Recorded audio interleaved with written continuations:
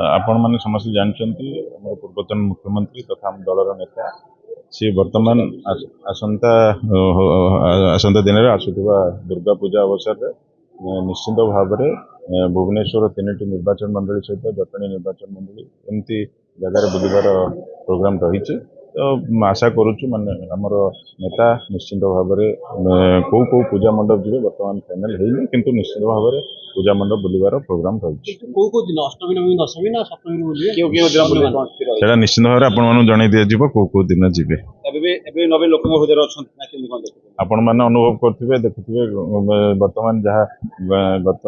गणेश पूजा जमती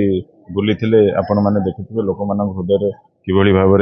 में आमर पूर्वतन मुख्यमंत्री तथा आम नेता माननीय श्रीजुत नवीन पट्टनायक महोदय केमती लोक मान हृदय बसी रही आज भी लोक मैंने भल पाँच निश्चित भाव में से भल पाइबा आगामी दिन में लगी रही। सभ्य संग्रह आसंता 9 तारिख में अक्टोबर 9 रु डिसेम्बर 9 तारिख पर्यंत आमर सभ्य संग्रह अभियान कार्यक्रम रही। आमर प्रिय नेता भुवनेश्वर शंख भवन ठारे राज्य आमर कार्यालय 9 तारिख दिन शुभ उद्घाटन करने जाउछन्ते। तो सेथिपई समस्त प्रकार कार्यक्रम जारी रही। ऑनलाइन हेबो ना ऑफलाइन हेबो ना केन डिजिटल माध्यम रे हेबो ऑफलाइन रे भी हेबो सब प्रकार अछि। हमर नेता माने अछन्ति समान से विषय रे निश्चित भाव में आमे तो टार्गेट रखिछु 1 कोटी रु ऊर्ध्व केमती करबा पई एवं हमर समस्त माने डिसाइड होछि वर्तमान केमती ए कार्यक्रम 9 तारिख दिन आहुरी सुंदर भाव में हेइ परियो तक व्यवस्था सबुठार बड़ कथा आपण मान देखिबे ओडिशा राज्यवासी आज दिन आपड़ मुख्यमंत्री कहे से नवीन पट्टनायक नाटा कहते तेणु क्यों भाव में ओडिशार जनसाधारण हृदय में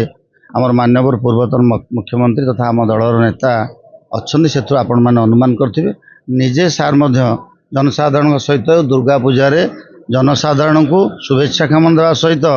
माँ पाखे प्रार्थना करके आसवे ओडिशावासी स्वार्थर उन्नति ओडिशावासी समस्त सामाजिक उन्नति तेणु माननीय पूर्वतन मुख्यमंत्री से निजे निष्पत्ति नहीं जनसाधारण जो भाव में डिमांड रही विभिन्न निर्वाचन मंडली में नापी आपण मैंने जानी पूर्व गणेश पूजार निश्चित भाव में तार प्रतिफलन होती। तेणु आम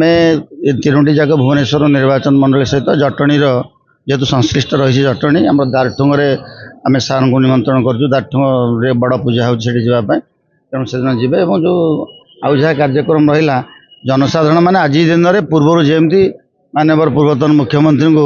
तांकर नेता भाव में ग्रहण करते आज ग्रहण कर आगामी दिन में ग्रहण करेंगे। आगामी दिन में माननीय मुख्यमंत्री को ठीक जगह बसवाई सब निष्पत्ति नहीं कम दिन में देखिए।